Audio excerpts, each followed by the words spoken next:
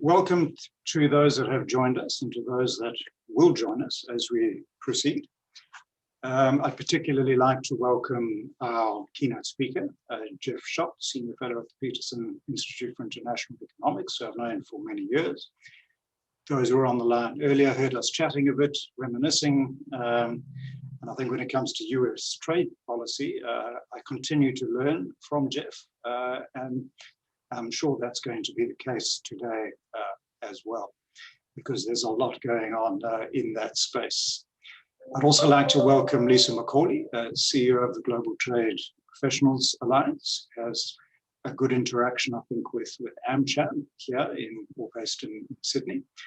And also we collaborate with Lisa on a number of joint projects, including an executive education program that we're busy putting together, amongst other things. So welcome to both of you. I'll take the biographies as read because they were circulated with the meeting invitation. And also I just want to give us more time for inputs, conversation, teasing about key issues. I thought what I would do is just start by framing our discussion. I'm just going to try and mute that person. Sorry, we've got a lot of interference coming through. Yeah, all right. Yeah, so framing our conversation in terms of the broad theme of continuities and discontinuities, Trump versus the Biden administration. So I think everyone knows there are quite strong themes of continuity. Of course, the tone, the nuances, etc., and some of the strategies do differ substantially, and we'll get into that. And there are also a few discontinuities. So on the discontinuity side, for me anyway, I think the major discontinuity is the administration's emphasis on working with allies and working with allies to shore up the multilateral system, and not just the trading system, but I would hope particularly the trading system. And there's a number of key arenas that I think Australians, people in the Asia Pacific are particularly interested in that respect, being the World Trade Organization, the UN Framework Convention on Climate Change and Climate Change Mitigation Policies. And then, of course, more narrowly at home, the Comprehensive and Progressive Trans-Pacific Partnership Agreement, which the US was centrally involved in before it became the CPTPP, and then, of course, left under the Trump administration. And I think certainly here in Canberra and across Australia, there's a very strong desire for the US to re-engage with the CPTPP, but also with the multilateral trading system, given our emphasis on the importance of the rules-based order. When it comes to the continuities, I think the emphasis there is on the domestic agenda.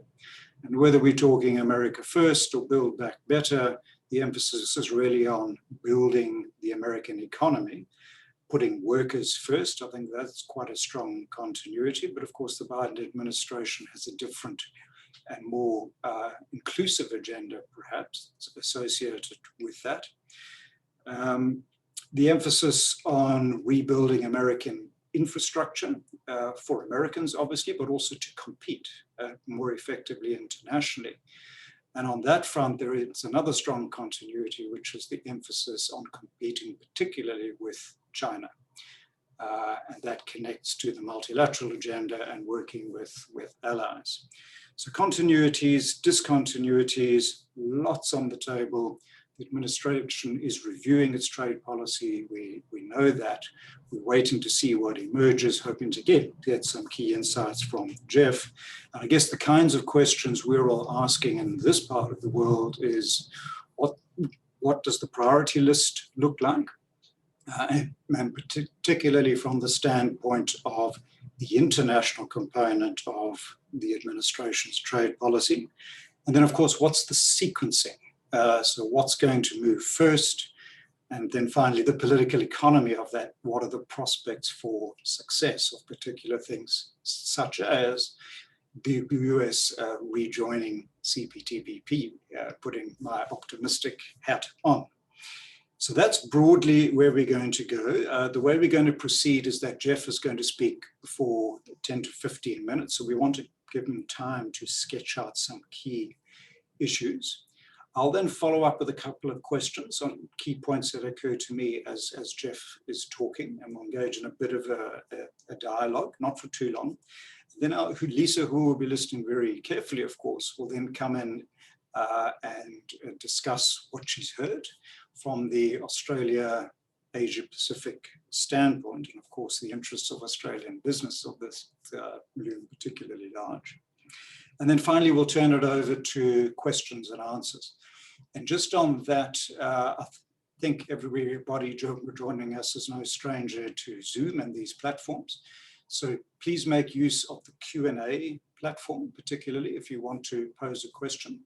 Keep it brief, and yes, and if you want to direct to a particular individual, feel free to do so, but otherwise I will take those questions and pose them to the panel as we proceed.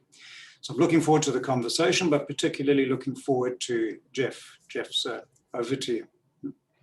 Well, thank you very much, Peter, and thank you so much for inviting me to participate in this panel. I always enjoy meetings with you and your colleagues, and I learned a lot as well. And in fact, you've made my job so much easier already because you summarized the situation in Washington pretty well.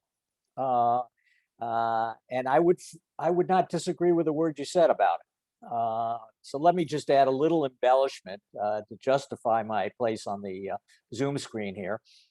And the first thing I'd probably note is if you think about what the White House is doing in terms of putting forward its policies and constructing a trade policy, it's very similar to the challenges that were faced in 2009 at the start of the Obama administration. They came in on the heels of a massive crisis. In 2009, it was the global financial crisis. In 2021, it was the COVID pandemic. And it's all hands on deck to stabilize the situation, prevent a even more serious disaster from befalling the United States and the global economy. And so the attention has been put on that, and rightly so. And indeed, in the Obama administration, it took about 10 months to get to a point where President Obama went to the Pacific and made his first international trade speech, where he agreed to join the forthcoming Trans-Pacific Partnership negotiations. So that it took 10 months before the Obama administration got to that point. The Biden administration faces different challenges, but is focusing its resources and attention first on the immediate pandemic and climate change. And so while Katherine Tai was nominated very quickly for a USTR, her deputies, and confirmed unanimously by the Senate, I think that will be she will be the only one in the Biden administration, probably throughout the Biden administration, whoever gets that honor of a unanimous vote in the Senate. But her deputies were only nominated about a week ago. And so they are quite a ways away from their Senate hearings and confirmation votes. So the team is at USTR is only slowly getting put in place. They have brought in very experienced people, mainly from the Congress, or with ties with President Biden during his period of time in the Senate and as vice president. And so they are very familiar with the importance in trade policy of working with the Congress and getting legislation to lock in the gains that are achieved at the negotiating table. And that's an area where past administrations probably gave too little attention. And that will not be a problem for the Biden administration. I think there's a great deal of trust on both sides of the aisle in the Congress. Both Democrats and Republicans have a great deal of confidence in Katherine Tai as USTR. And as well, the people that are coming in as her deputies. So that there will be a good relationship with the Congress. And that means something in concrete terms when you're trying to get things done and get agreements passed so that you can change things. That said, one of the reasons why there is bipartisan support for Katherine Tai and for President Biden on his trade agenda is that it is very similar to what President Trump was pursuing.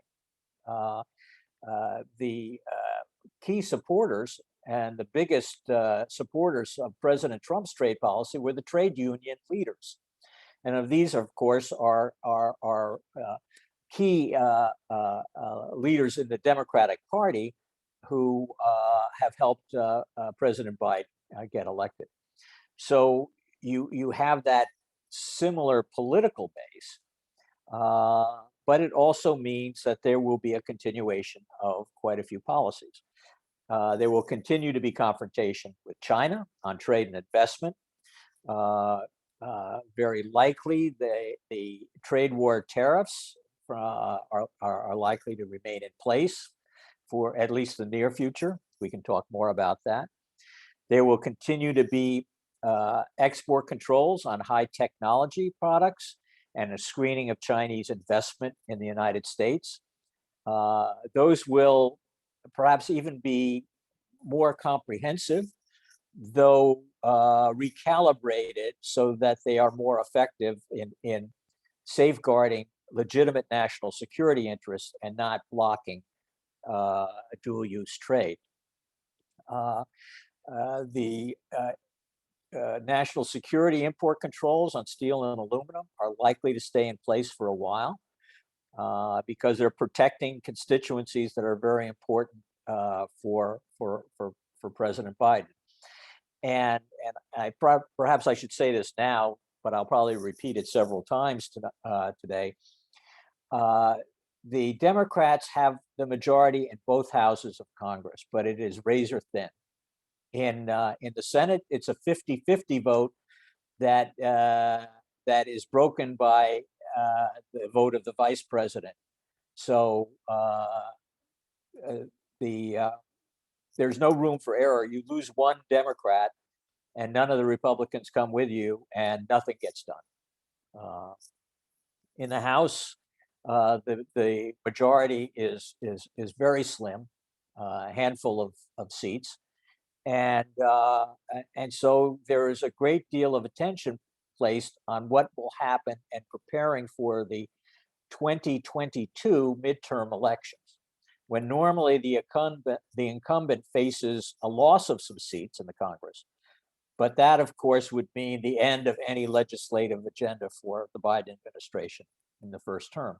So they are very conscious that to get things done this year, their infrastructure package and other major legislative initiatives, they have to keep the Democrats tightly in line, and that will require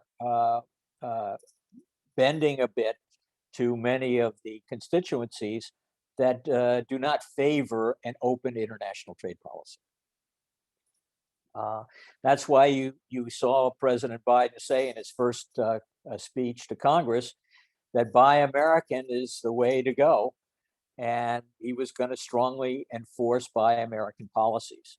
And he ad-libbed that he would do so in a way that is consistent with U.S. international trade obligations. At least somebody told him that. I might disagree with that assessment. But we'll see how they end up working on it. And there will be a continued focus on trade enforcement, just like there was in the Trump administration. And just like with Robert Lighthizer, Biden has a very skilled and experienced trade ambassador in Catherine Tai, who knows the trade laws and has worked them and has written many of them during her time as staff counsel at the House Ways and Means Committee.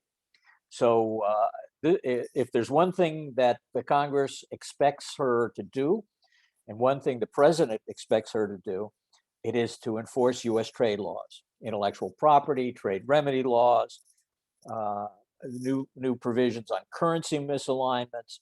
Those types of things are going to be in the forefront. So for free traders, that may be a little discouraging.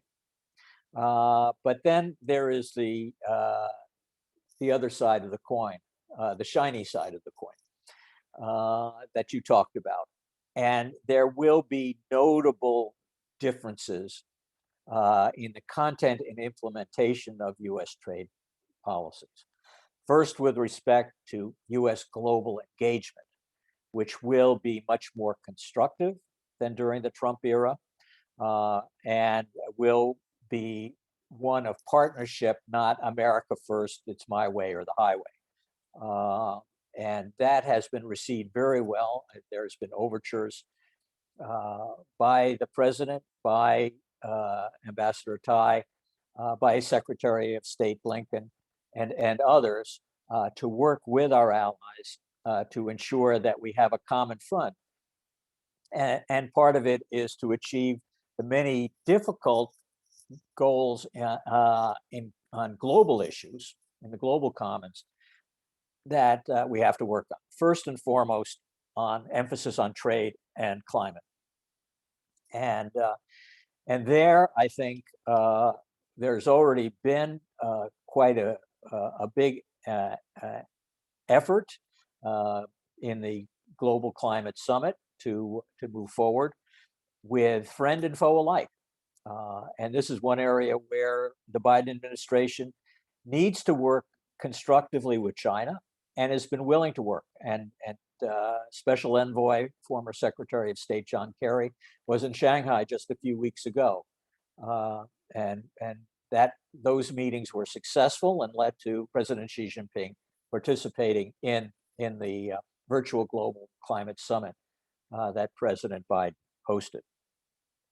There will be, on the other hand, greater priority to counter human rights abuses and anti-democracy practices in China via economic sanctions and other measures.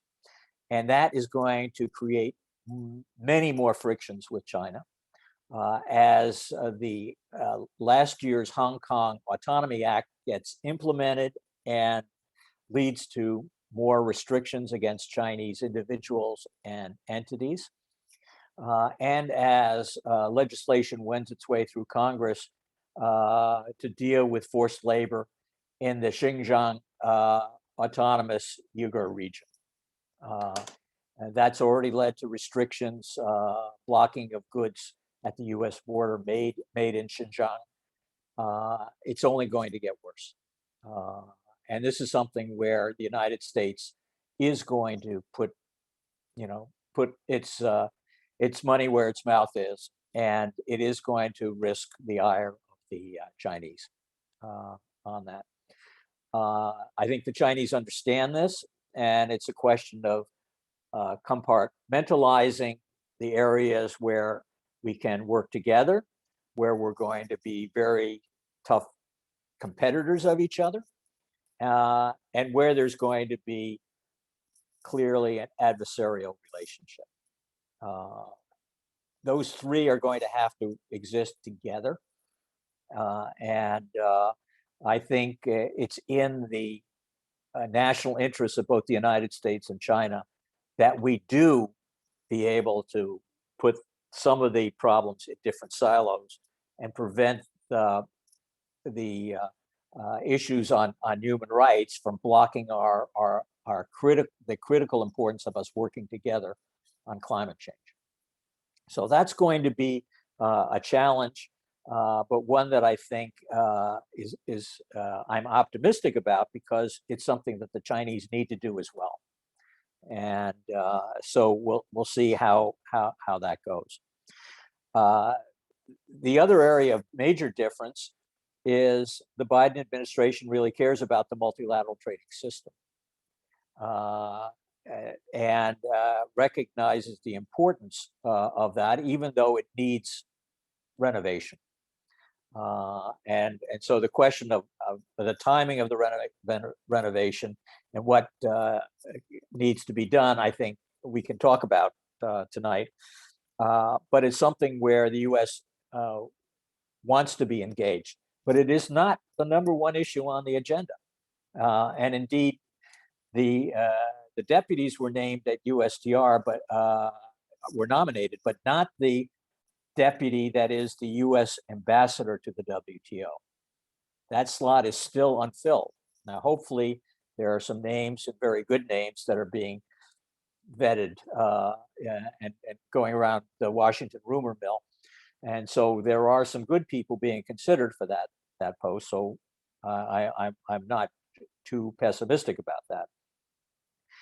But it will take some time, and a focus on a few sharp issues that need to be resolved right away, dealing with mitigating the pandemic, dealing with fishery subsidies, perhaps to get some early wins, like the new Director General has talked about. I think the U.S. will be on board with that. But otherwise, I think the trade negotiating agenda is going to be rather thin, and this will be my final point on the introduction. I think the emphasis will be first on fixing some difficult problems to improve relations with allies. And there, first and foremost, I think what is notable, it was the decision of the Biden administration to suspend the retaliation, the Boeing Airbus dispute, and try to find some resolution over a 4-month period. That, I think, is very important, and it showed an element of goodwill in dealing with the Europeans. Same thing on the digital services tax, which threatened some really large-scale retaliation and counter-retaliation. Here, the Treasury Department will take the lead on this, though Katherine Tai has senior counselors and advisors like Brad Stetzer, who are very knowledgeable on these issues. But that's critical that not blow up. And there's an interest in the Biden Treasury Department, led by Janet Yellen, to find some resolution, and that would be a big relief across many continents. And the last point, in terms of big, large-scale negotiations and talks about rejoining the CPTPP or renegotiating that agreement, which I think is the only way the United States would come back in, though not a heavy lift in most respects. That is not on the immediate action agenda. And there, I think the Biden administration is very short-sighted, because I think for geopolitical reasons, there will be action-forcing events in the region sooner rather than later. And dealing with Hong Kong, dealing with Taiwan, and other reasons that will force the United States to say we need to strengthen our relationship with the CPTPP countries. And the best way to do that is get in there. It's not a big change for us, because we basically modeled the agreement on our practices. There have been some improvements in the USMCA, the area of digital trade and environment, other changes on labor that will be a little more tricky. But by and large, it shouldn't be a heavy lift for the United States to get back in or to negotiate the changes that would be needed for domestic political purposes. But at this point, given the very tight divide in the Congress, the president, I think, does not want to rock the boat and put forward an issue that could prove contentious within the Democratic caucus. And so I think that's behind his hesitancy to move forward. But I think you hear off and on constructive comments about rejoining the Asia Pacific Pact. And I think that will happen sooner rather than later as events unfold later this year. So that's a detailed summary, but hopefully it provides a good basis for our discussions tonight. Thank you. It certainly does, Jeff. Thanks very much for that tour d'horizon and delving into some key details as well. I thought maybe I'll start with the WTO simply because we're building up towards a ministerial towards the end of this year. And traditionally, although not necessarily under the Trump administration, but US leadership has been critical in those ministerial processes. From what you were saying, the US is unlikely to be very engaged in this agenda. What we've also seen is that for some of the key plurilateral initiatives, the joint statement initiatives, and I think particularly of the one most likely to bear fruit for the ministerial, and that's the services domestic regulation talks, the US is not part of those negotiations, at least not formally. And so what I'm wondering is, what does the absence of visible and sustained US engagement mean for the MC12 agenda? Or is it the case that the US is engaging behind the scenes and you just don't see it very visibly? Well, the first thing to say is you don't have the people in Geneva yet at the political level to make significant changes. So the able delegation that's in Geneva basically is treading water and not trying to change policies as existed back in the Trump administration. Now, one of the main areas of concern, the disabling of the appellate body, was a policy that started in the Bush administration, was carried over by Obama and by Trump. But nobody thought they would take it to the extreme of actually crippling the appellate body entirely. Trump was happy to do so. So now it seems like there's a strategic interest of when do you start unraveling or undoing the blockage and start nominating new members of the appellate body. And so you have a bit of a chicken and egg problem there. If you start with the appellate body saying you need to have a functioning dispute settlement system along with the appellate process, then you lose some leverage in getting countries who have been blocking new rulemaking, which is essential to an effective global trade governance. Blocking the new rulemaking may not go as far. So I think what they're trying to see first is, can the WTO produce results? Is there enough goodwill to improve the rules, deal with issues like the pandemic, the trade-related aspects that are necessary to prevent the type of export controls and possibly the intellectual property issues that are involved in access to medicines and vaccines? Can some constructive solution be found? dealing with the fisheries negotiations. And possibly even, and I think they should focus as well on the environmental goods agreement. While there's a lot of rational thought that this agreement is really very minimalist and it should be much larger. It should include services.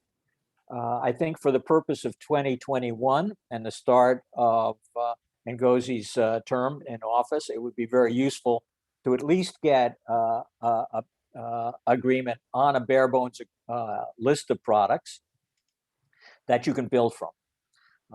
And perhaps include in the agreement sort of a living agreement provision that requires continued upgrading of the list every year or so.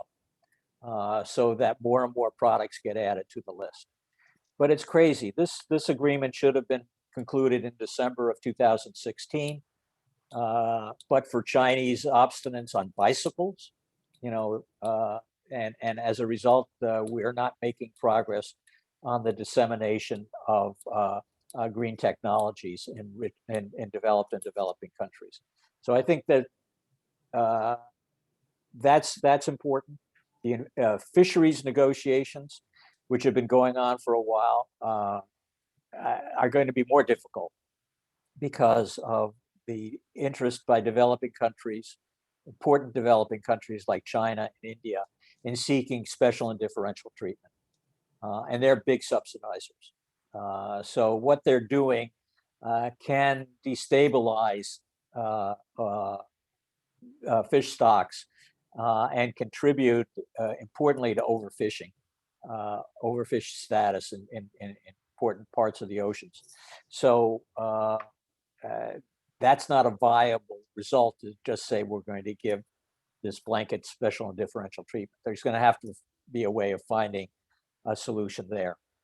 But I think Ngozi is not one to sort of stand on past precedents and say, this is the way things have always been done, and so we're going to continue to do it. I've been very impressed by her very pragmatic and substantive approach to these issues, and indeed possibly working with other international organizations where she has great familiarity and great support. She might be able to find additional carrots and sticks to bring the countries to agreement at the WTO negotiating table. But that needs to be done to build the confidence in the WTO process. Once you have that, then you, I think, open the door to solutions to the impasse on the appellate body. And I can go into more detail on that. I think let's leave it at that. That's another whole topic we could really delve into. And we had a couple of quick questions on the Q&A, which I think you've now answered, that relate to US priorities for reforming the WTO in particular. One from Alejandro Haro, who of course you know well, who's joined us online from Santiago, I presume, Alejandro. He's a former Deputy Director General of the WTO, of course. I wanted to ask you one more question before handing over to Lisa, who I think will pick up on the regional and Australia interests in this. And that's connecting the WTO agenda potentially to the domestic US agenda, and that's the procurement issue. So you hinted that all is not quite as meets the eye in terms of Biden's public statements, that he's been briefed on these issues, that the Buy America program, or the new version of it, is going to be WTO consistent, but you hinted that this may not be the case. And I wondered if you could unpack that a little bit in terms of its WTO consistency. Well, we'll have to see how the legislation works out. And the area where the Biden administration has discretion is in granting exceptions to some of the Buy American requirements. And what President Biden has said very, very clearly is it's going to be harder to get those exceptions in the future than it was in the past. And so the regulations are going to be followed more to the letter than in the past. But what's at stake is a lot of new procurement because the infrastructure bill is likely to add hundreds of billions of dollars to new construction. And that will bring in questions about where did you get the steel, where did you get the aluminum, some of the other products. And in US laws, various laws have 100% steel content requirements in them. And that is difficult to match with some of the other exceptions that are permissible under the government procurement agreement, whether it be for small business set-asides or things like that. Now, we'll have to look at the details, but it seems to me that if one just wants a simple overview of what's likely to happen, think about the situation with the massive stimulus package back 12 years ago in 2009, where a lot of federal money was then flowed down to the states. And the procurement was actually contracted by state officials and who were not obligated under the government procurement agreement in some respects. I mean, there's some state procurement that is covered by the US international commitments. Some of it is not, and by some states. So this flow down issue is one that was never clearly resolved. And of course, the government procurement agreement does not apply to all WTO members. And so it is likely to it's not going to affect US trade with China because China can be blocked anyway. But it will cause some heartburn with our close allies and possibly even Canada. I'm sure that will be true. But they're used to it. I shouldn't joke about this. This is a serious matter for North American economic integration, and but there are other issues that are going to test the regional integration in North America too, including climate change and carbon border adjustment measures. But on government procurement, it's very clear that the president is going to take a very strict line, buy American for American taxpayers. Taxpayer money is going to go to American goods, and that right now affects a universe of about $300 billion a year, and that'll go up as a result of the stimulus of the infrastructure package. So, Jeff, maybe a final question from me, and that is. Oh, and I should note that only a very small part of that 300 billion is actually contracts are let to foreign suppliers. But a lot of foreign contractors are blocked from bidding on even parts of contracts because of domestic content rules, and so it's hard to give a precise dollar amount of trade affected by this. It's not 300 billion, but it's also much more than the 4% of 300 billion. Mm-hmm. Okay, maybe a final question then from me. So you mentioned that there's a real risk that the midterms come next year in November, that Biden loses his majority, potentially in both houses, and then his agenda stalls, effectively, particularly the domestic agenda.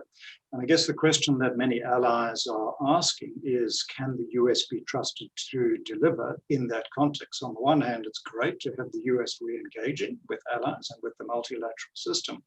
But on the other hand, and certainly on the climate change front, much less so on the trade front, but A lot of promises are being made, but given this potential scenario, can the administration be trusted to deliver on its promises? So should we commit, I guess is the question allies are asking, or how much should we commit? So what's your view on that?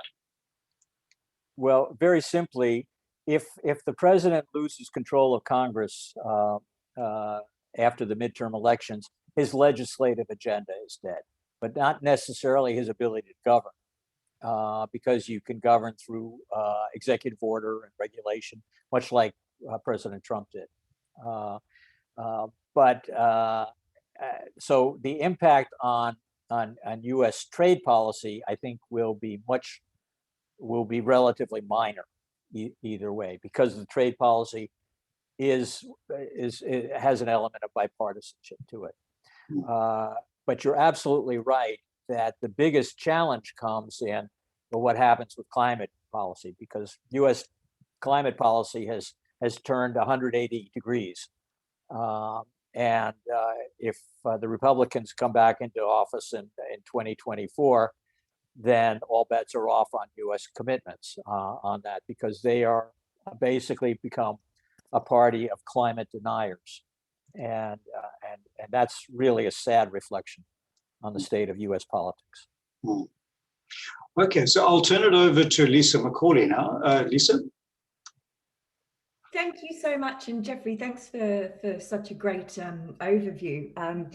I just, when you were talking about procurement, I had to quickly Google our GPA in chapter with our free trade agreement between US and Australia, because I realized I actually haven't looked at that agreement for such a long time. So I quickly looked up what the current status was on certain things. But obviously the relationship between Australia and the US as allies goes back for a very long time, and both from our trading perspective, but obviously in terms of being allies from sort of national security perspective.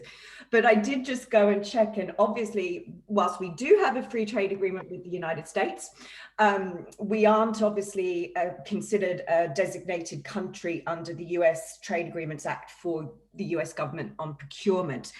But interestingly, I think Australian businesses have often found a way around this in the past. The Buy American policy isn't something that from our perspective, isn't something new, to be honest with you, for Australian businesses. And the way in which I think Australian businesses have often overcome this is that we have quite a lot of investment into the United States, where we set up manufacturing facilities and offshore.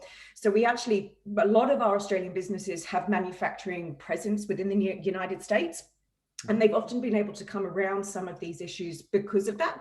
So I guess from the other side, in terms of looking at the opportunities from both what infrastructure reform tied to climate change presents, in some ways can also be looked at from the perspective of, well, what does that mean for Australian entities that are already established and have manufacturing presence in the United States? And it presents actually an opportunity for businesses to look at investing directly into the United States, building a domestic presence and employing local people in the United States. So whilst it sometimes comes across as negative, in other ways it actually presents, on my view, an opportunity. Just looking at that from that perspective. I mean, the United States already did something quite good when they first came in, when they unblocked appointing the Director General. We'd been sitting for months without a Director General at the WTO. So we couldn't do anything. So even just being able to kind of get that kick started in January, have someone there to drive the agenda that you were talking about, has already sort of changed the landscape of what we can do in the WTO. So even simple things like that have been, they get us back at the table and talking. From our perspective in Australia, we just ran a survey with APEC. And some of the key outcomes that government organizations across the APEC region were pretty focused on, particularly coming out of the COVID-19 pandemic, was shoring up global supply chain resiliency and the type of support and policy issues that government can focus on to look at supply chain disruptions, to ensure that going forward, businesses are protected from the disruptions and risks that have been exposed, not just from the pandemic, but also looking at how climate disasters can impact on supply chains, also geopolitical affairs, as we are seeing in Australia being in the middle of the US and China situation for the last 4 years, but in and of itself, we need the US support right now with China, as we have our own trade disputes with China at the moment. So from that perspective, the APEC survey sort of sought out the importance of collaboration with countries on how to look at sort of managing supply chain relocation and transformation, as well as macroeconomic concerns and actually surprisingly the future of work, which were important policy areas for the APEC government members going forward. Interestingly, and these are two areas that we haven't talked about, but I'd be very interested to hear from both you and Peter on, was the importance of policy towards cybersecurity. And that is something that Australia and the US have already announced that they will be working closely on from a national security perspective. But then I think from the perspective of trade and investment, there is a different area of work we need to do on cybersecurity to particularly work with the business community, and then how does that look from a policy perspective. The other area we sort of, I think particularly Australia, because obviously Australia was one of the leading countries behind this at the last MC11 meeting in Argentina, in Buenos Aires, was e-commerce and digital services. And that has stalled since MC11, mainly because of the contentions between the United States and China. And that's not only in terms of the plurilateral negotiations in the WTO, but also in the negotiations that were happening in the WCO on trying to get an e-commerce standards framework, where they got to a finishing line and it's sort of not gone any further. So they're areas that I think we would be keen to see a focus on. And working with the United States on would be, you know, looking at e-commerce and digital services, how to move that on in the WTO, re-looking at the trade facilitation agreement in terms of, you know, just like you said, with trying to get the environmental goods agreement up and running and then having a phased approach. TFA is a phased approach, and it has been in terms of how countries can implement it. But at a certain point, developed countries already meet the criteria, and so they've stalled on really pushing agendas forward. For example, on real single window integration, how does single windows and the interoperability of those work, and commitments around that. And that can be a huge component to looking at how to build recovery for businesses out of this crisis. If we can really get the costs of trade facilitation down, we can empower more SMEs, get more SMEs into supply chain opportunities. So, you know, again, re-looking at that, how to push that agenda a little bit forward. Maybe that's just me because it's a passion area for me, is trade facilitation. It doesn't rock everybody's boat. When you talk paper and customs documents, it's it's only certain people that get really excited about that. But I think from the perspective of what you're saying, when it comes to looking at climate change, a little bit about what Peter said in terms of that sort of like how much can we rely on the United States.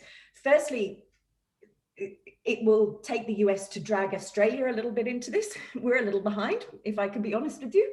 The business community isn't, which is interesting. We're seeing a lot of reform that businesses in and of themselves are adapting to this, because in the end, it's affecting their investment opportunities. So business always will move quicker than government. But from an Australian perspective, at some point, we're going to have to confront US policy on this, just like we're going to have to confront EU policy potentially in June. So working with the United States on this, I think, will be important for Australia. But as Peter and you have both alluded to, what does it mean if, there is a change after the midterms? But, I think it's an important step for us we should be a part of being at the seat at the table here, in my view. Yeah. Let me clarify one point. There won't be a change because of the in U.S. policy because of the midterm election. There will be a constraint on the ability to pursue a legislative agenda in the second half of Biden's term. But U.S. policy will remain the same. And the only risk would be if the Democrats are not reelected in the next presidential election in 2024, then you could see a dramatic shift back, particularly on climate change. So, but in the near term, I think in all of the areas that you talked about, Lisa, the United States wants to move forward with its allies, particularly on cybersecurity, trade facilitation, of course, and the Commerce Secretary has a great deal of experience in this, and she'll be working very closely with the U.S. Trade Representative. E-commerce, the digital trade issue is very important, but it is not a slam dunk. The United States has a template that is in the USMCA and that the Japanese have signed on to in a bilateral with the United States, but it causes friction with other U.S. allies, as you know, and including with the Europeans, yes. Where we have differences on data privacy issues, and that's one of the reasons why the process has ground to a halt. Well, particularly India and South Africa have really come out in opposition on this agreement. As they do on most agreements. Yes, I was just going to say. You don't have to say that. I can say that because I've lived it for decades and decades and decades in Geneva, and it has hurt both India and South Africa because they've basically been left behind, and they're much more isolated in regional integration arrangements. Where they could have benefited to help promote their international competitiveness. The Indians made a drastic mistake in pulling out of the Regional Comprehensive Economic Partnership. That's only going to discourage businesses from investing in India because India won't be part of the integrated supply chain where you can source freely among 15 countries. So big mistake for India, and a mistake that they can't afford. So Jeff, since you mentioned, or actually Lisa brought this up, India and South Africa, what Alan Beattie at the Financial Times calls the WTO's awkward squad. Being South African, I can relate to that, actually. Yeah. But they've put forward a couple of initiatives recently. So one is the legal statement against joint statement initiatives, which I'm personally not too concerned about, but I'd be interested in your reflections on that. The other, which is much more current and probably has more traction, is on pharmaceutical intellectual property rights in the context of COVID-19. And I wonder if you could speak to that particularly. Well, it is an issue where I think everyone has agreed on what needs to be done, but they're not agreed on the best way to get it done. So the need is to encourage production and the production and distribution of vaccines in the developing world. And then the question is, how do you do this without infringing intellectual property rights, which I don't think is really an issue in this specific case, because the companies are willing to distribute freely, and in the time frame needed to deal with the pandemic, developing countries do not have the ability to produce the production facilities to gin up the production. Even if they have the recipe and everything, the supply chain is so complex, involving so many products and so many countries with these new technologies under the mRNA technology for Pfizer and the biotech Moderna vaccines, that it will be difficult to replicate that, even if there were no intellectual property rights accorded to those companies.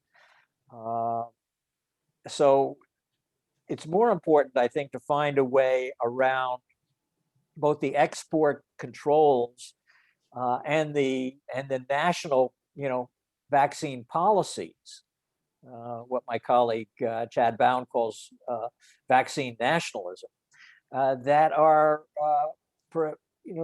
constraining the distribution of vaccines that we have and are in the pipeline to go to the most vulnerable countries.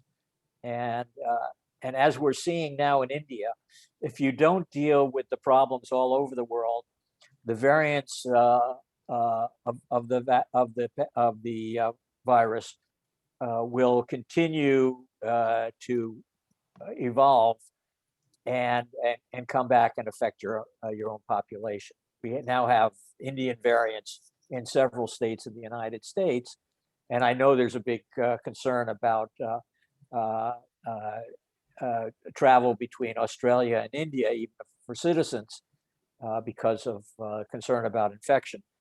That would be less of a problem if we could get hundreds of millions of doses to India and to other developing countries, so that they can begin to vaccinate their populations and get past the most dangerous part of this pandemic cycle.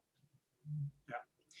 All right, so I do want to turn to the audience now. We've got some great questions in the Q&A, which are quite long, so I'm going to paraphrase them. The first one is from Sarah Gillespie, who, if I understand the question correctly, is asking about, in essence, who's responsible for the breakdown in US-China relationships, and to what extent does the Trump administration bear some responsibility by precipitating the actions that it did against China, leading to a downward spiral that the Biden administration has now inherited, but also potentially is going to sustain. So in other words, we're locked into this downward negative spiral from which it's very difficult to escape. But perhaps it wasn't quite so necessary, if I understand the question correctly. Well, I think you could waste a lot of time playing the blame game. And there were mistakes made on both sides, both in not clarifying intent and then claiming sort of devious behavior. The Chinese clearly played at the edge of the trading rules and sometimes violated the rules. But when they were called upon in the WTO, they then brought their practices back into compliance with WTO regulations. The problem is that WTO regulations and obligations were not sufficient to deal with the types of practices and state ownership in China that provides such advantage to individual firms and distorts trade and investment. So that could have been handled earlier during the George Bush era, but for some reason we were relatively quiet. And didn't put as much pressure because we were waiting to see the evolution of the reforms as China became a more and more important player in the world economy. And remember, when it joined the WTO, it was still a relatively small player in world markets. That grew very quickly in its first decade. Trump obviously threw some gasoline on the fire, but more importantly, I think than the trade tariffs that have not stopped a lot of trade. They've caused some trade diversion. But more important than the trade tariffs has been the increase in export controls and investment restrictions that have and the increase in economic sanctions, which threaten to hit major financial institutions. Once you go to that point, then you are on a slippery slope downhill towards a decoupling of the US and Chinese economies. And that will be very disruptive for the trading system because China is just far too integrated in trade and investment and financial markets. And trying to sever those relationships will just be very disruptive. I don't think the Chinese want that, but I think we're on the road for worsening relations in the near term just because of the investment controls that I talked about earlier. And I think there's an interest in the State Department, probably in the White House, and in Beijing to not have the train go off the rails. You may have to slow down that train quite a bit, make a lot of stops, but the areas where we have to work together are far too important to allow a train wreck in US-China relations. So that's going to be a very difficult balancing act. And especially when both parties in the US are clamoring to basically hit China. And so you get this China bashing rhetoric in the background, and the people in charge of in the White House and the State Department are going to have to find some way of managing the domestic situation so that they can pursue a responsible international policy. All of that sounds very familiar to an Australian audience, of course. So we're confronting our own China-related issues. We don't have to get into those. But most immediately, the decision on the port of Darwin and the Chinese company that leases that port has developed it will be interesting to watch. Let's just put it that way. Yeah. So the next question comes from Craig Wilson, who, if I'm going to paraphrase it again, is essentially asking whether the US is serious about upholding international rule of law in relation to WTO disputes that have gone against it, and the enactment of panel findings. I think to read between the lines on this question, and he mentions a number of specific instances. And I guess that's also consistent with the last question, where many allies were asking, was the Trump administration acting within the law, within the system, or breaching the spirit, if not the letter, of the law? And what are we likely to see from the Biden administration coming forward with the strong emphasis on the domestic agenda? So is it going to respect international trade laws, such as the government procurement agreement, to take one example? Well, on this one, I can be very partisan and say that my impression of the Trump administration was they did not give high priority to international trade law or the enforcement of international trade law on the United States. They wanted the enforcement of international trade law by the United States on its trading partners. So essentially, the Lighthizer position, and this is a paraphrase, but I think it strikes to the heart of the matter, is that the United States does not want the international system to judge US practices or decisions on whether we are in conformity with our obligations or not. But we want the international system to uphold our view that others are in violation of their system and that need to be in violation of their obligations, and those policies have to be redressed. So heads I win, tails you lose type of situation. That I don't think will be pursued by the Biden administration once they get an operational appellate body. But right now, they're in a situation where they effectively have the Lighthizer result, because without an appellate body, any dispute that goes to conclusion among the dispute panel can be effectively blocked by the defendant if it goes against him, against the country. And all you have to do is appeal. And the right to appeal means that the ruling, the decision of the panel is held in abeyance. So that basically is a block on any decision. And it's essentially the way it worked in the old GATT era, where the defendant could block the consensus needed to approve and ratify the decision. That I don't think is in the interest of the United States, because it means that China can do the same thing to us. So can Australia. And but it means that you need to have some resolution of the substantive issues that led to the impasse on the appellate body. And most of the issues were not substantive, they were procedural. And most of those issues, there is already global agreement on how to fix them. The European workaround system has basically implemented almost all of them in ways that would meet almost entirely meet US demands.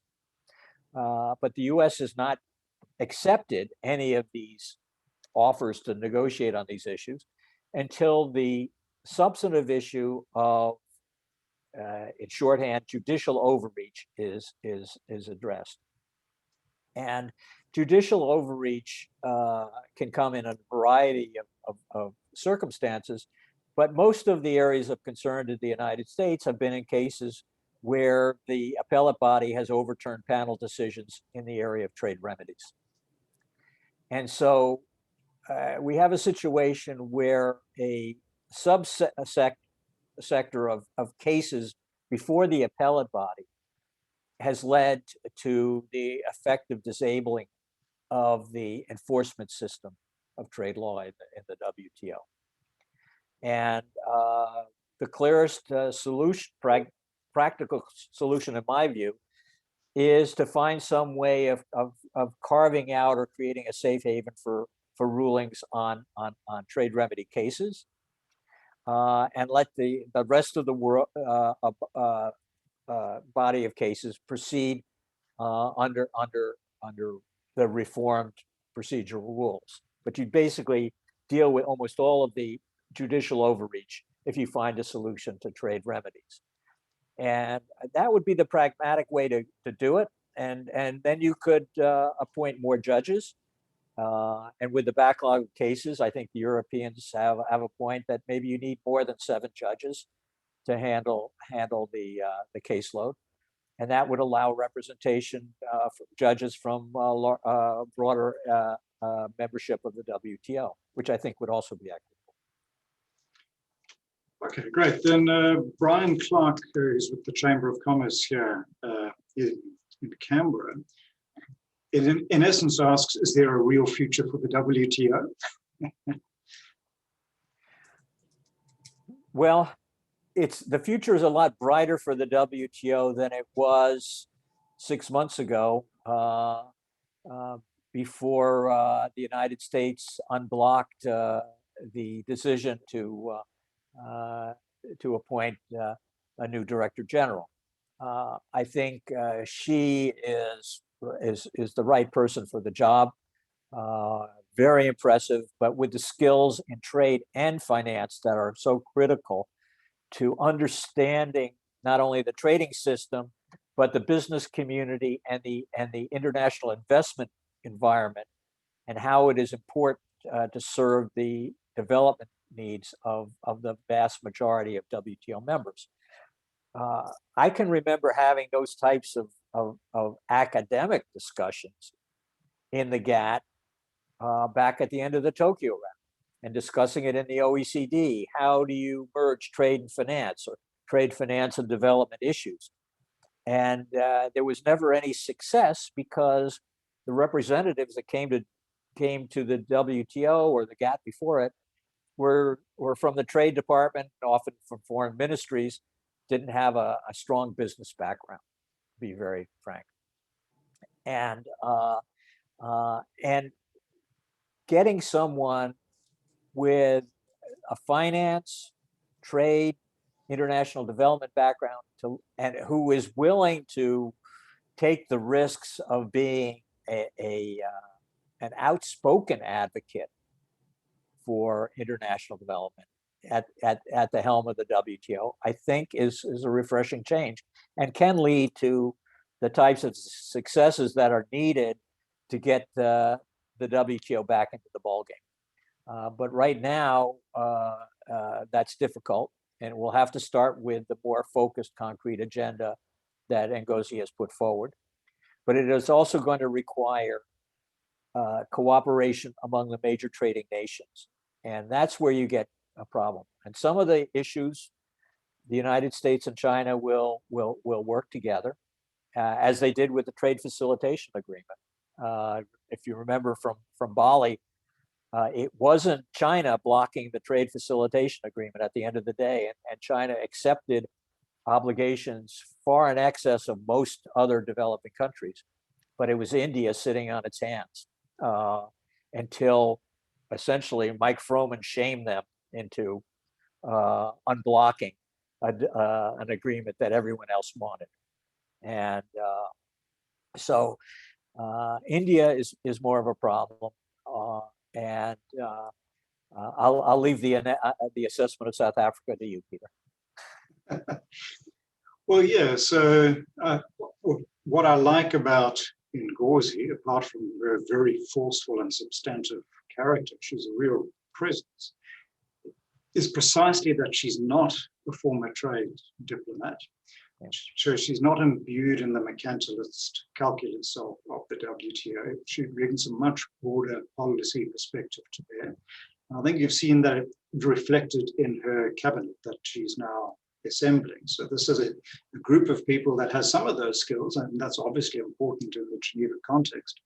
They have a much broader view of the role that trade plays and can play in economic development.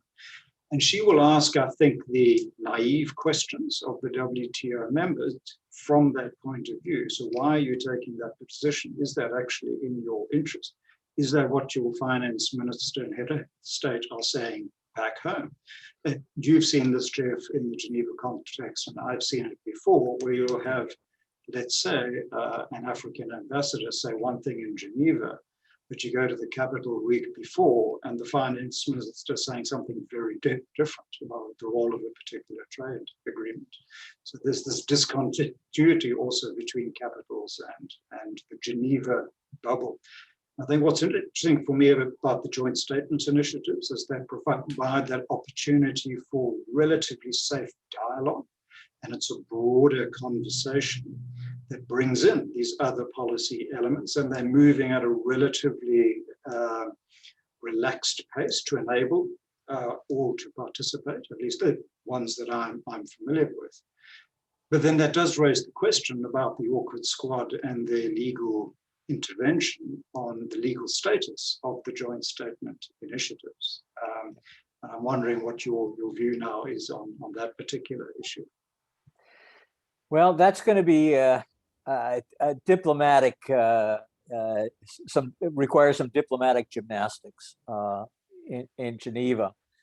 But I think it's critical that the attention be focused on the critical, the main substantive issues, dealing with climate, dealing with the pandemic, and if progress can be made in those two areas with contributions from the trading system, then I think Ngozi will have earned some credibility to go further. And other countries may be a little more reticent to just stand in her way. That maybe is too hopeful, but I think the way you put it, Peter, was absolutely right. She is coming at it in a new, refreshing way, but a way that needs to be followed to link the trade, development, and financial concerns of workers and businesses in developed and developing countries. Great. I've got a very specific question about US trade strategy vis-a-vis the WTO. So this comes from Brett Williams, a trade lawyer in Australia. And in essence, he's asking, what does the US want on agriculture vis-a-vis market access in particular, but I guess on agriculture more broadly? I should just footnote this by saying there is, of course, a Cairns Group position on agriculture now, which is to cap and then reduce the growth of agricultural subsidies or domestic support entitlements, which have really ballooned. And so the policy space for countries to pay subsidies to farmers, particularly in the developing world, by the way. So China is a primary beneficiary of that, but also India, not that they are paying those subsidies, but they have that space. So this is potentially a problem for the future. But what does the US want on agriculture? Obviously, of strong interest to Australian constituencies. Well, this was the question that I was asked 14 months ago at the ABARS conference in Canberra, the Agricultural Outlook conference. And it was during the last year of the Trump administration, when people thought there would be 4 more years of Trump, and the massive subsidies, kickbacks, really, to US farmers that Trump was giving them from revenues generated by the tariffs imposed on Chinese goods. That led to a massive increase in US income support and basically amber box support for, in many respects, for US farmers that, depending on how you calculated it, exceeded the US commitments in the WTO. Now, I don't think there's any interest in the Biden administration in continuing that kickback regime. Trump did it for blatantly political purposes. He needed those farmers to vote for him, and so he bought their votes. And at the end of the day, because of a variety of climatic developments and reduced plantings, the market supply-demand balance in markets began to recover for key export crops in the United States. And so the prices began to firm up, including for soybeans. So the farmers got their subsidies, and then a few months later, prices firmed up and they were able to get more export revenues.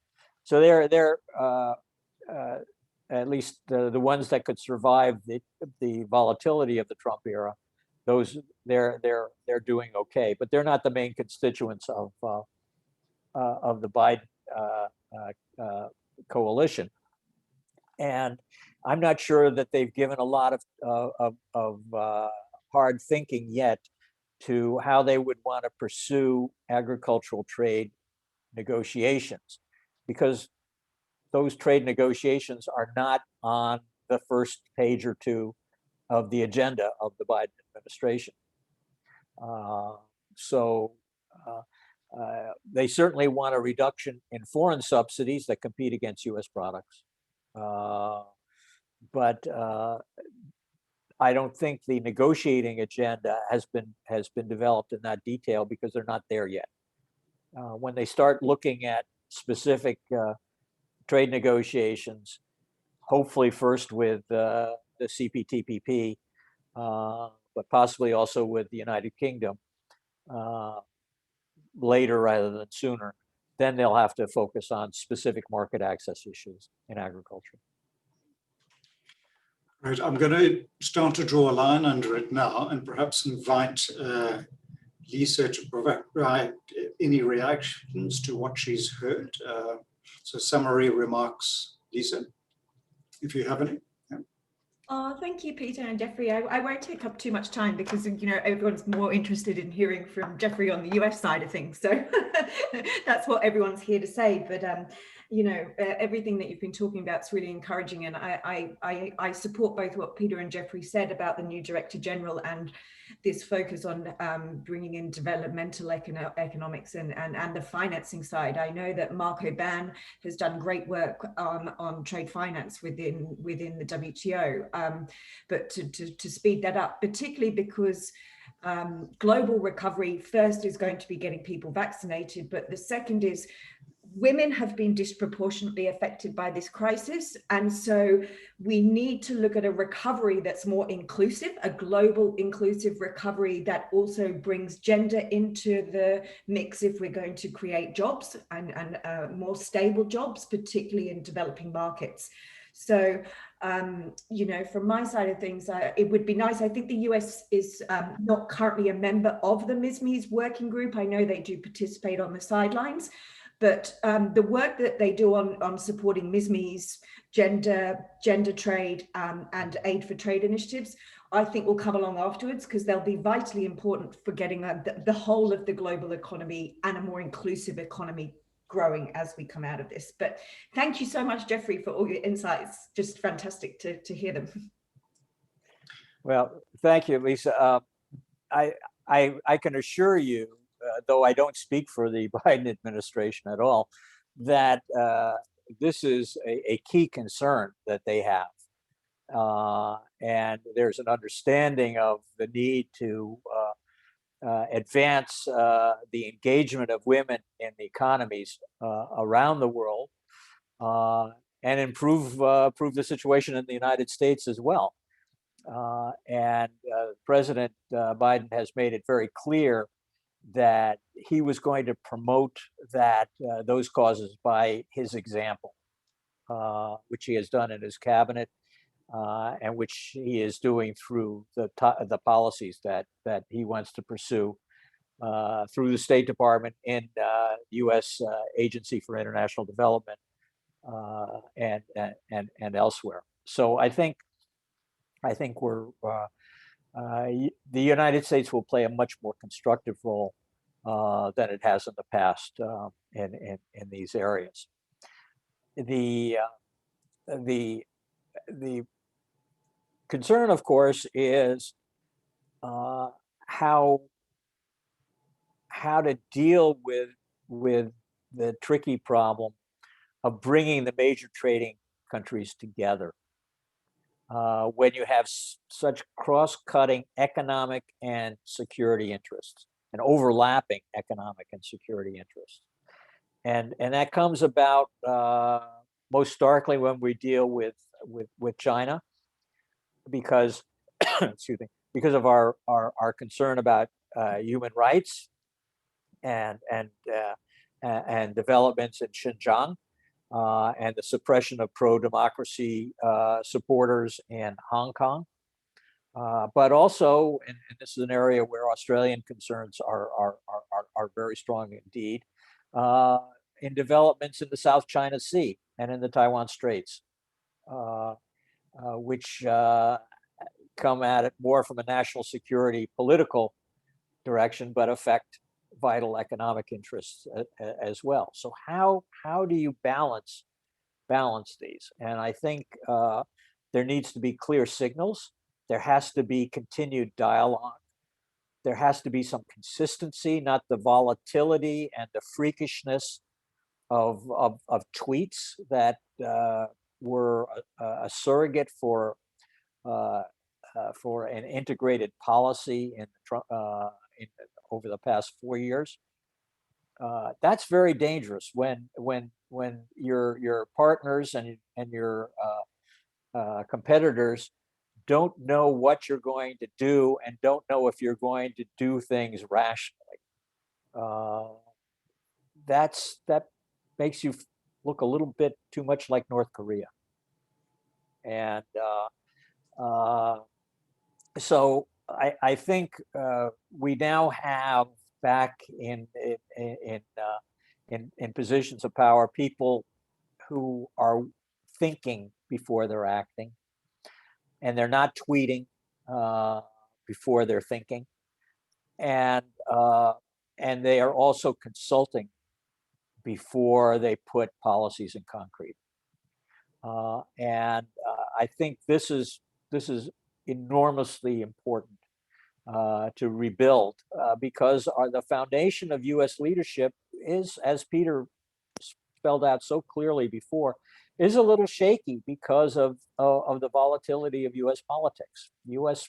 electorate is very divided, and so elections can turn one way or the other every 4 years, but vital U.S. interests do not change every 4 years, and so I think we have to build a more solid foundation, working with our allies, and here we've had a mateship with Australia that goes back a long time, and I think we will continue to build on that, and that will be for the benefit of both our countries. We need to help each other. Right. Well, thanks very much, Jeff. And just on that point, I think there was a huge sigh of relief in parts of Canberra anyway, when the decision became apparent that Biden had been elected.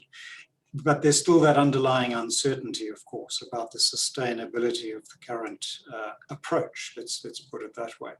Taking a 3.5-year perspective, so not just the congressional elections, but the presidential elections particularly, and will Biden himself, who is obviously the torchbearer of these changes, be in a position to want to be re-elected, but be capable of being re-elected, I guess, is the underlying concern. And if it's not Biden, who will be put forward as the Democratic candidate, and would that person be able to mobilize the Democratic base? Because waiting in the wings, we know, of course, is Donald Trump, and he hasn't gone away, and may well relaunch his presidential ambitions. So we don't quite know what's going to happen 3.5 years out. I'm not necessarily asking you to answer this, by the way. I'm just stating it as a concern here on this side of the Pacific, and I think across the Pacific, not just in Canberra. It's probably a good place to end. So I'd like to thank you, particularly, Jeff, for your participation, your sustained interest, your insights, as always. Thanks very much for contributing and staying into the night in Florida. I hope it's a good evening for you. It's warm. Glad to hear it, and that no hurricanes are coming your way, hopefully. And then also to Lisa in Sydney. Thanks very much, Lisa, for bringing that Australian and Asia Pacific perspective, as well as the very practical insights that the business community obviously cares about in relation to the trading system. So we'll leave it there. Thanks very much, and good night and good morning. Thank you, Peter. Thank you, Lisa.